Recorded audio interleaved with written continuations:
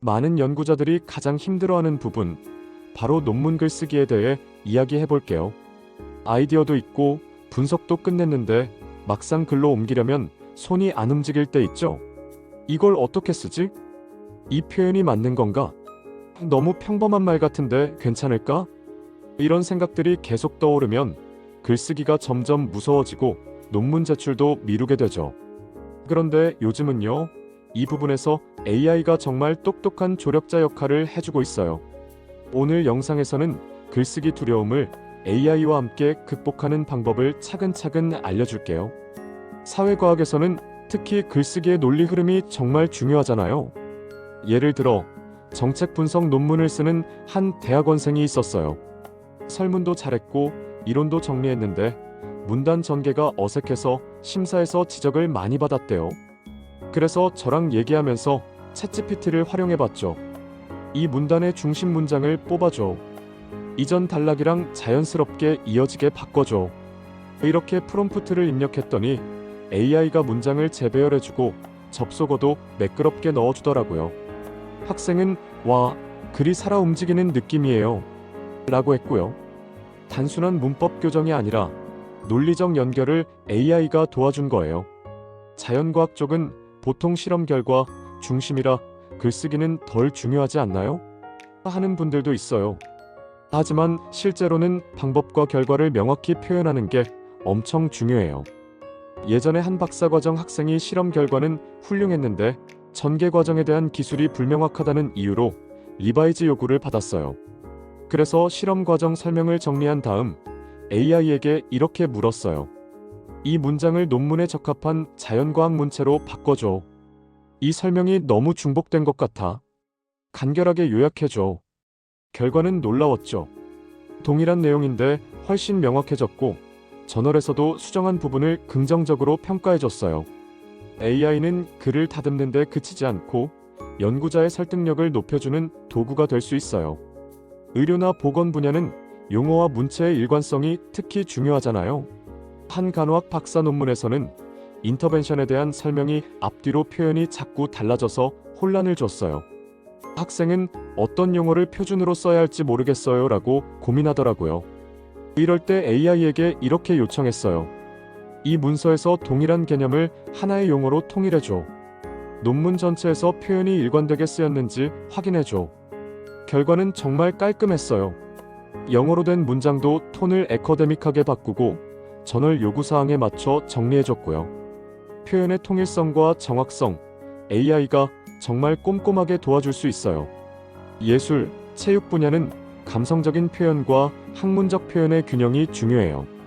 한 디자인 전공 학생이 사용자 경험에 대한 질적 분석을 썼는데 감정적 표현이 너무 많아서 학술성이 약하다는 피드백을 받았어요. 그래서 AI에게 이렇게 물어봤어요. 이 문장의 감성은 유지하되 학술적으로 보완해줘. 비유적인 표현을 좀 더 객관적인 용어로 바꿔줘. 그랬더니 감정적인 톤은 유지하면서도 논문다운 구조와 문장이 만들어졌어요. 예술 분야라고 해서 AI가 못 도와주는 게 아니라 오히려 감정과 논리를 조화롭게 이어주는 역할을 해줄 수 있는 거죠. 그렇다면 실제로 AI를 논문 글쓰기에 어떻게 활용하면 좋을까요? 간단하게는 이렇게 나눌 수 있어요.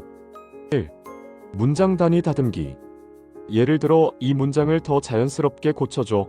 학술적인 표현으로 바꿔줘처럼 간단한 프롬프트로 시작해요. 이때 중요한 건 너무 길게 말하지 않는 것이에요. 핵심만 딱 던져줘야 잘 받아요. 2. 문단 구조 점검하기. 문단의 흐름이 어색할 때는 이 문단을 논리적으로 재배열해줘. 각 문장의 주제가 잘 연결되도록 도와줘라고 요청해보세요. AI는 접속사, 순서, 강조 표현까지 알아서 정리해줘요. 3. 전공 문체 맞춤형 사용하기. 사회과학, 자연과학, 간호학, 디자인 등 분야마다 문체가 조금씩 다르잖아요. 이 문장을 사회과학 논문 스타일로 바꿔줘. 이 내용을 자연과학 연구 논문처럼 요약해줘.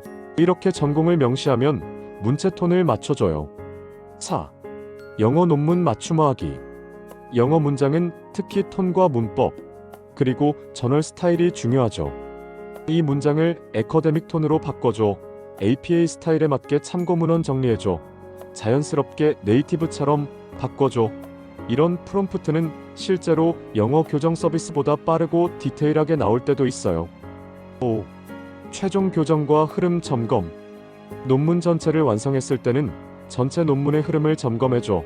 반복되는 문장은 없는지 찾아줘. 심사자 입장에서 논리적인지 확인해줘. 이렇게 마지막 점검을 맡길 수도 있어요. 이런 활용법을 익히면 글쓰기 시간이 절반 이하로 줄어들 수 있고요. 무엇보다 심사자나 독자에게 더 잘 읽히는 글이 될 수 있어요. 글쓰기는 감정 노동이 많이 들어가는 작업이에요. 그래서 괜히 스스로를 자책하게 되기도 하고 한 문장 쓰는데 몇 시간을 보내기도 하죠. 하지만 이제는 글쓰기를 혼자 끌어안지 않아도 돼요. AI는 나보다 더 잘 쓰는 도구가 아니라 내가 말하고 싶은 걸 더 잘 정리해주는 친구예요. 단어 선택이 불안해도 구조가 불명확해도 괜찮아요. 이 부분 좀 도와줘라고 요청할 수 있다는 것 자체가 큰 힘이 되니까요. 이 파트를 제대로 활용하면 글쓰기 실력이 눈에 띄게 향상되는 걸 느끼게 될 거예요.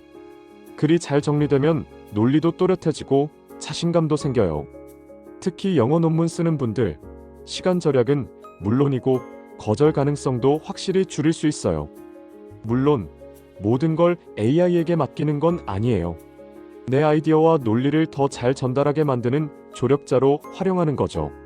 한 학생은 AI 덕분에 리바이즈 없이 바로 논문이 통과되기도 했고, 또 다른 분은 AI로 글쓰기를 반복하면서 오히려 글쓰기 실력이 늘었다고 하더라고요.